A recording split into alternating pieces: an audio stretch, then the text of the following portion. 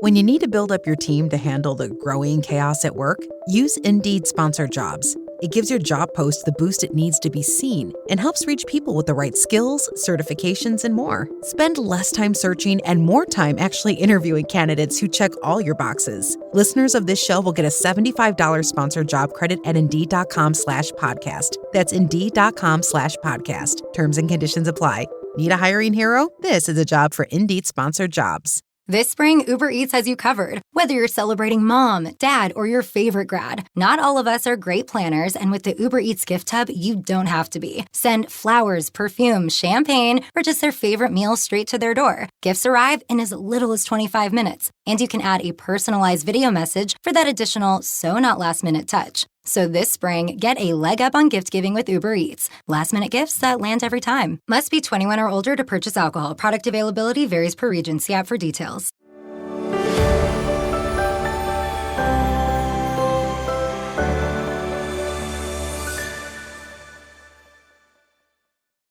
Welcome to Diz and Hers, a show about what's happening in the Disney community from his, hers, and your perspective. I'm Lauren. And I'm Eric. On today's show, we take a look at the newly opened Big Thunder Mountain and also compare how it is in its fellow Walt Disney World attractions and how they compare against those in Disneyland.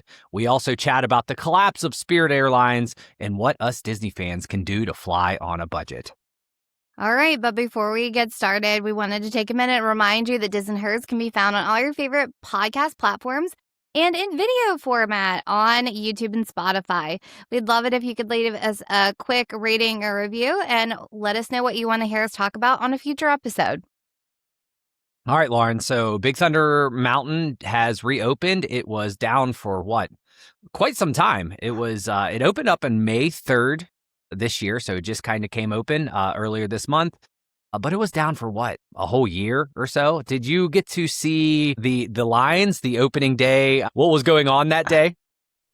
Yeah, it was crazy. It's like, have these people never ridden Big Thunder before? Was the refurb that big of a deal that it was new attraction type of crowd situation? I think people just missed it, Lauren. You know, the diehards just missed having that attraction over in Frontierland for a while, and just happy to get. I mean, what did they do? They enhanced the cave section. I don't believe they put in the fireworks TNT explosion at the end, right? No, it didn't. Wasn't it new track to make it a smoother ride? Yeah, I know they were doing a lot of outdoor weathering and they were fixing up a whole bunch of stuff, but it's probably much needed. But as you can see, that Walt Disney World did make a big deal about it. They didn't really announce that the attraction was reopening. We kind of all had speculations. And then online, you saw on Twitter, extra, extra, Big Thunder Mountain Railroad is back at Magic Kingdom. Reporters from the Tumbleweed Tribune were on the scene to cover the attraction's big reopening. So I loved the themed newspaper article that they announced on Twitter. But I found it from Twitter from many, many other people, and that was large crowds. What did you see right from the get-go? Yes. I mean, I saw the videos of people going into, Main Street and the lines being backed up. I mean, 150, 200 minutes. And again, I'm still saying, would it be worth standing in Liberty Square to get in line for something that you've ridden before? Yeah, well, listen, you want to be the first one to test it out. Here was a fun one we found. Are these all content creators? Are they all want to be first to the interwebs to give their opinion? Right. How many content creators can make you have a 130-minute wait by 10 a.m.? Because that's kind of right. WDW Magic showed a picture here, and it's just wall-to-wall people right next to the big old brown wall that, is still shut down. And so I would, that's all basically what I was seeing, this crazy wildest rope drop in the wilderness post from blogmickey.com. But here's one that was pretty funny is looking good, taking formula well on Twitter says, oh, theme park first culture. Everyone needs that first content. Can't wait to see 50 plus videos of the exact same thing, which is probably pretty accurate. What else did you see? Yeah, I mean, Kevin Hembach said it's a 145-minute wait. It's I don't know. I feel like this is a little bit of a nothing, something out of nothing, I guess. Yeah, well, I thought offhand Disney was pretty funny. He says, just go on day 2 method, remains undefeated. Like, Yes, I don't know where we're that's at good. now. We're a little bit further off. But yeah, there was a 120-minute wait, stretches to Liberty Square. Like you said, 145-minute. But did you see the big grand finale that happened throughout the day? Are you talking about the real fire? Was that real, or was it one of those like Country Bear Jamboree situations where... Oh, no, where the person was playing the fiddle and it like that did circulate when it first came out. No, this was a real one. I don't believe there was an actual fire planned in the attraction, but there was a cloud of smoke, as it says. I saw this on a Facebook pass holder thing. After standing in line for 45 minutes, everyone in line got turned around and we saw a huge cloud of smoke and later found something caught on fire in Big Thunder Mountain.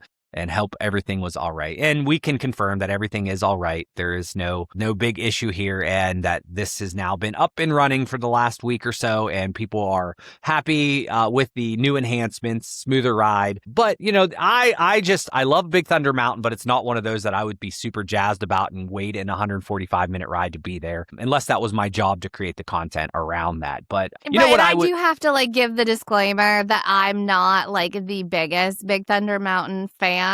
So when I'm saying it's kind of a nothing burger, Yeah, you're just reopened, it's a hot take, but it's not my favorite ride. Yeah, you're gonna get yelled at by those that are coaster enthusiasts and love Yes. it. But I always found it's I'll make my trek over there, but it's not my favorite. And what I actually learned 2-3 years ago, it's not my favorite Big Thunder, because once I got to ride the Big Thunder at Disneyland, I'm like, oh, I love this one far better. It seemed like it's a smoother ride. I cannot confirm it's not like I did back to back, but I feel like the Disneyland version is a little bit longer, and I do kind of like just that small projection TNT explosion kind of deal at the end. Lauren, what is your preference? Did you do Big Thunder at Disneyland? Yeah, I think that it's a lot better as far as the ride, like it being smooth. Like I've talked about how I really like Mine Train because of that. I think Big Thunder, like in Florida, just jerks you around. But the one that I am dying to ride is Paris. Yeah, that one's over on the I feel little like island, right? it's like Move Over California if we got get on that version.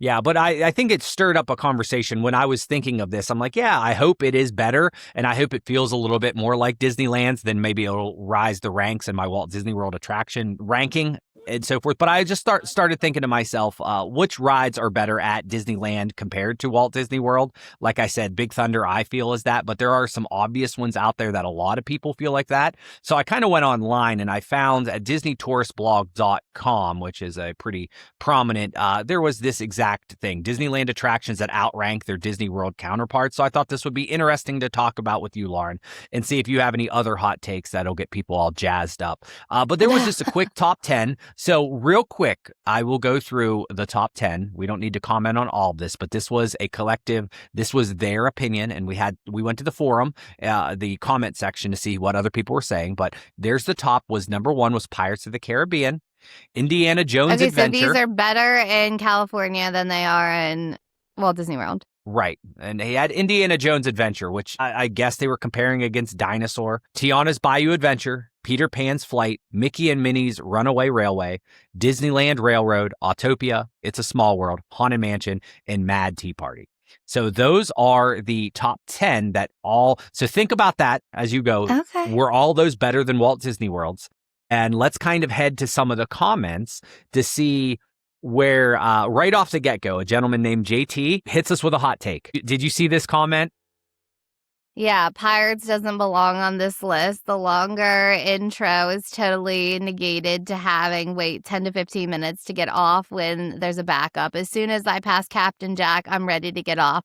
Disneyland Paris version tops them both. Yeah, well, I'm not bringing in Paris. You already brought in Paris.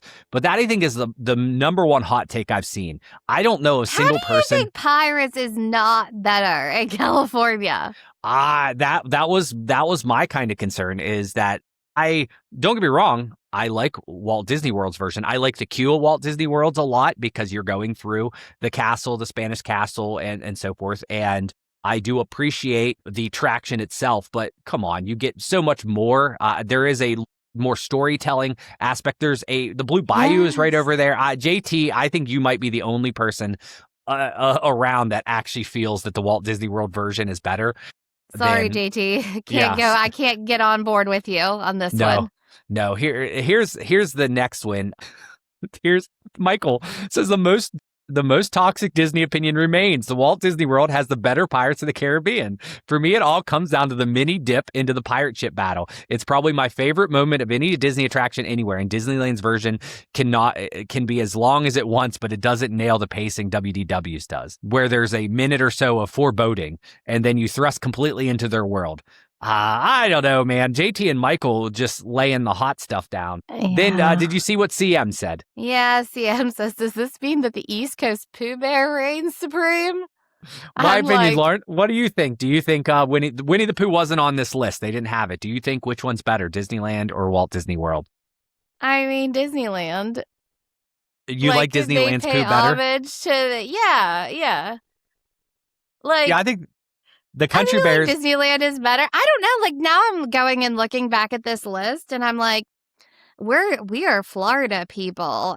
And I'm like, I don't know. We never rode Tiana's Bayou Adventure in California because I think it's a carbon copy. So, like, how could it be number 3? No, it is not a carbon copy because the configuration of the boat is different. Okay. And, I mean, maybe the attraction is carbon copy, like you said. I do also believe that you get soaked in Disneyland from all the words I've heard. And we were only there just this last time when it was open and the lines were longer than we wanted to wait. So we missed that per se. But yeah, the just in general, like Pirates of the Caribbean, Peter Pan, I can see it being better, but I don't think it's that much different. The reason Mickey and Minnie's Runaway Railway is better is it's the queue. Absolutely. Disneyland Railroad, 10 out of 10 times better because of the diorama. Like Disney World does not even, they're not even in the arena when it comes to the railroad. Right. And I do think Autopia is far better in Disneyland. I go to bat and say I like a Walt Disney World, It's a Small World better. Just because absolutely I know a lot of people don't like that, but I kind of like the grand showroom. It just seems much big and more elaborate there. A Haunted Mansion. Do you not like the IP in Small World? Is that like one of your reasons? Like, how could you not I just don't like the setup. California's Small World is better. It's the OG. It is the OG, and I get it. But when you look at it, it seems smaller. You're like on a track, and the rooms just seem way smaller. And I just think when you go into the big old showroom at Walt Disney World, I always look up at the big old ceilings, and they're all painted black, and they're all beat up nowadays. But I just look how big that showroom is, and I don't know. There's something about being in that huge space where it just seems smaller. And I like the outdoor queue. Don't get me wrong. I love the facade of Disneyland, but it's a personal preference. In Mad Tea Party, I will say, yes, there's something about it also being right across from Alice in Wonderland. I like how it's nestled there. You skipped the Haunted Mansion. I think Haunted Mansion is actually better in Disney World. No, I think that's going to get you in some trouble, but I would be able to argue both. Like, I love them both equally. The fact is that yeah, I think they're both equal in my opinions. I'm not going to argue in that realm or another, but I'm sure the diehard Haunted Mansion people are all Disneylandish. But last comment that I got from Dan, and then we can kind of see if there's anything else on our list that we wanted to check out. He says, I think Disneyland's castle is better than Walt Disney World's castle because of the fun walkthrough tour. Dan. The walkthrough tour. That's what he's saying. Do you think that it's better just because of the walkthrough tour? No. Well, I think that our walkthrough tour is just simply the murals. So you kind of walk through faster, and it's not as elaborate. You can go to the Bibbidi Bobbidi Boutique in Florida and get pixie dusted anytime you want just by walking through the castle. And listen, I like the story of Sleeping Beauty, but like a better castle? That's what, hey, listen, that's what Dan says. That's not necessarily what we say. All Lauren, right. anything that is not on this list that you thought of that you're like, hey, I like in Walt Disney World better than Disneyland, or vice versa? All right, let's give this a real, I mean, I think that, California's Fantasyland is so charming. Like, there is something magical about, and I mean, it's Fantasyland, so it's magical on both, coasts. But do you feel like there's a different vibe, like knowing that that's where Walt walked and like this was his vision. Like it feels different. Sure. Yeah. I think that, I think that's the beauty and the charm of Disneyland in general. It is quaint and charming, and there is history there, and everything is packed in real tight. So you don't really have to walk very far, where everything at Walt Disney World is much grander.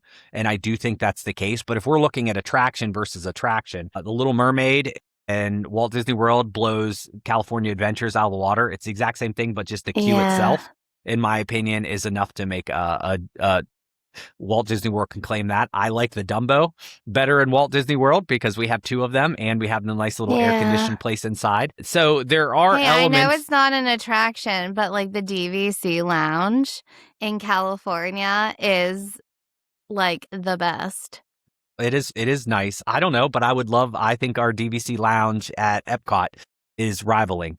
Maybe not the one inside of Disney World proper, but Space Mountain. That's a tough one for me. I think I'm a Walt Disney World Space Mountain guy. I just find myself enjoying that ride a little bit more than the Disneyland. But I think there's lots to compare here, and we do it every single time we go to Disneyland. We're always just like compare and contrast, and it's difficult for some. And I don't think there's a right or wrong answer, except for Pirates. I think the gentleman Michael and JT, you're wrong. So we want to hear from you. What do you think if you've been to both parks? We'll leave international off the list for now because that is not fair for most of us that have not visited all those yet. But what do you think the best? What do you think's better? Disneyland, Walt Disney World? Pick an attraction and let us know the reasons why. Yes. All right. So, and if you want to try out any of these attractions and compare for yourself, the odds are that you're going to need to fly. And when we get back from this break, we're going to talk about our friendly budget airline, Spirit, going out of business and what we can do to continue to get cheap flights. But before that, there's this. Where is Daredevil? I'm right here. Don't miss the return of Marvel Television's Daredevil Born Again. So what's next? I feel liberated. We're gonna take this city back. Over medicated. In an all-new season, now streaming only on Disney+. They're hunting us. It's time we started hunting them. I can work with that. This should be tons of fun. Marvel Television's Daredevil Born Again, now streaming only on Disney+.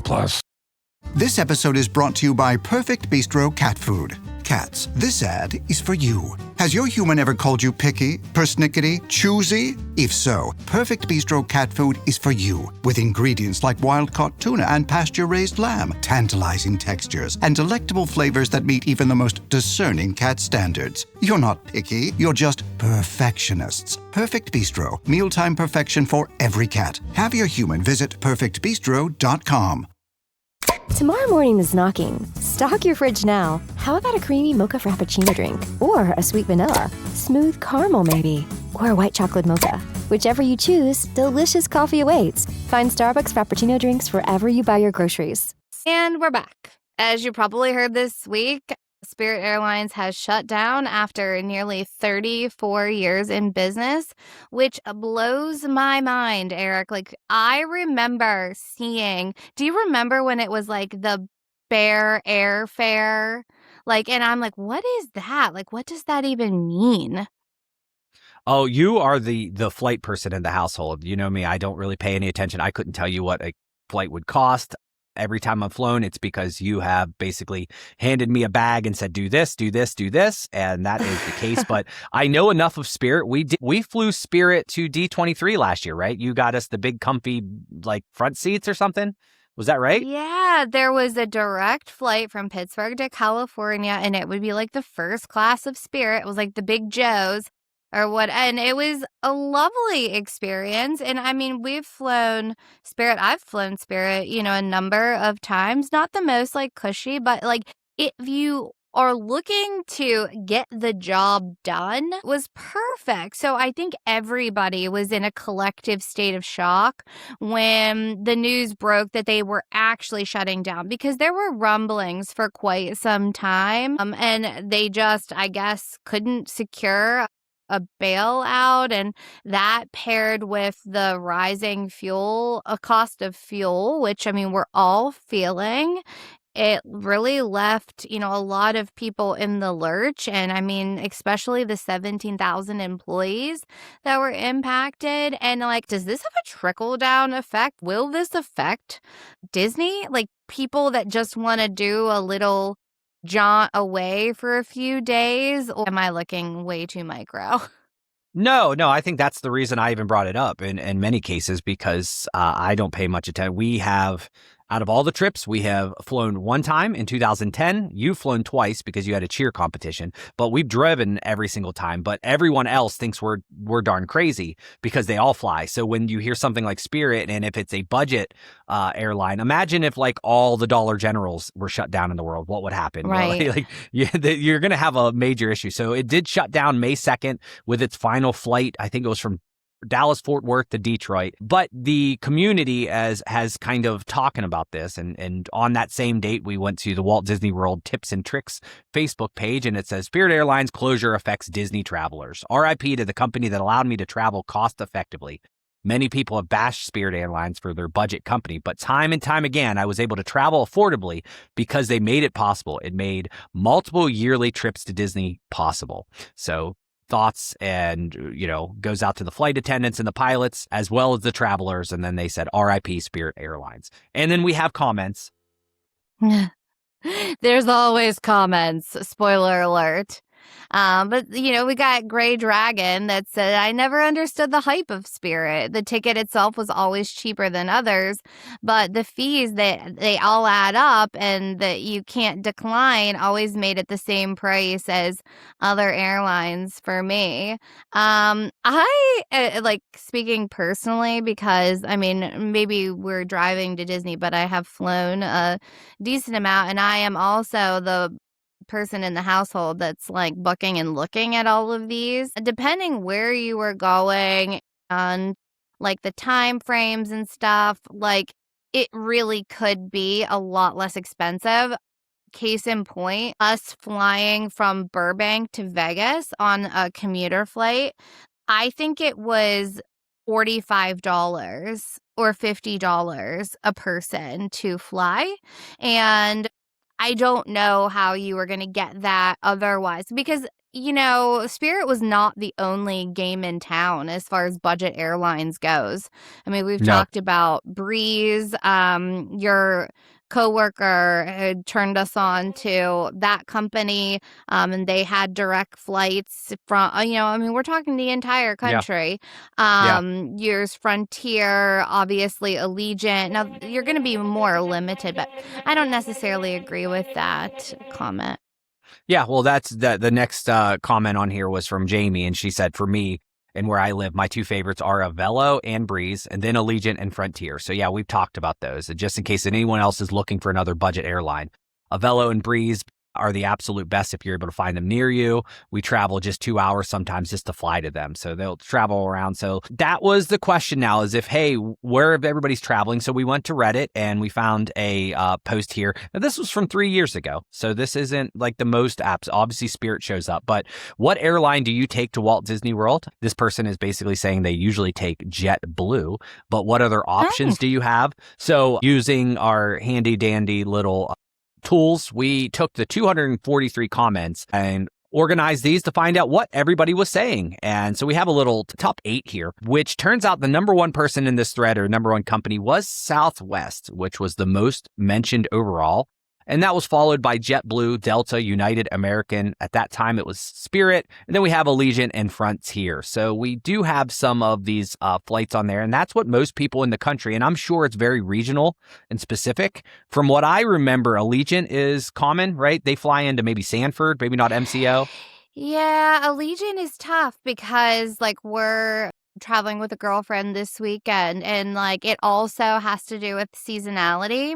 So we couldn't get flights into the beach that we were going to before Memorial Day, just say. I think Southwest probably continues to be number one. If we're flying, that's a tried and true because they have the most options for when to fly in and out of places. I think that they're the most, nationally recognized on this list. Even though they changed up a bunch of stuff, right? Now there's Oh, like and assigned the peoples seats are and the the people checked bags. do not love it. Yeah. No, but we flew there to California, I think, and it was a pretty Yeah. good experience. They had us, if you have a carry-on bag, you can take one carry-on for free, and then they almost always were looking for people to check their bag free at the beginning. So that was like a little hack for us that would, like, if you don't want to carry it around everywhere. But one thing, when we were talking about flights and so forth, it reminded me of a podcast that I listened to little less than a month ago. And once again, I am not the flight expert. This is Lauren's forte, but I listen to a podcast that's called How to Money, and I've always listened to it. It's just like a basic finance, and they just give you legit tips. And once a week, they have someone on that's an expert about something. And I found it was called Flights Are Getting Pricier, and Here's How to Pay Less with Kyle Potter. And Kyle Potter is, he's from the Thrifty Traveler. And he was on this episode. It is about a 45-minute long episode where I listened. And I think I shared it with you, Lauren, immediately after. I don't know if you followed up with it. But he gave a ton of tips and tricks for how to save with flights. And I just felt that was something that we could share with everyone today, to go out there and listen, and or we'll just give some bullet points today. So that way, if you want the Reader's Digest version or the Cliff Notes, we can do that. Lauren, did you get a chance to even look at the bullet points or listen to this How to Money? Yeah. So I will say that a couple of these are kind of common sense because I love a good hack. I mean, like, if there is a way to save time or money, I am about it. So I've been down this rabbit hole myself. But the first tip here is being flexible with your travel dates, which is also kind of the most difficult, especially if you're trying to travel with kids on breaks and all that. But the first one is flying a few days earlier or later, especially avoiding holidays, spring break, peak summer weeks. They can save Disney travelers hundreds on airfare while also helping avoid massive park crowds. That's the one that I feel like is a little bit of a no-brainer. I mean, we have an upcoming trip here, and we were able to get Helios at Epic for $250 because of the day that we were able to go and to get that rate. But you don't always have that flexibility when it comes to picking your dates. Yeah, but it's going to come down to either want to pay or pay a little bit more and have less flexibility, or get some. So like that's one of those things where I think Allegiant was only like flying out on Tuesdays. So like if you can figure it out, like literally like Tuesdays and Sundays. Yeah, so just be a little bit abnormal and be flexible on that, even when you're taking your vacation, if you can do that. And easier said than done, but that was like the number one thing that they said was saving. The other win that was kind of interesting, it's almost book your flight first.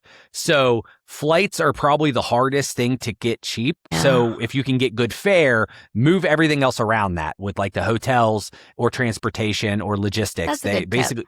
Yeah, so like book your flight and then book everything else around it because there's so many more options. Or book Helios and hip to God, everything else falls into place. Yeah. What else did they have on this? This is loyalty programs can trap people. So a lot of people overpay because they only fly one airline.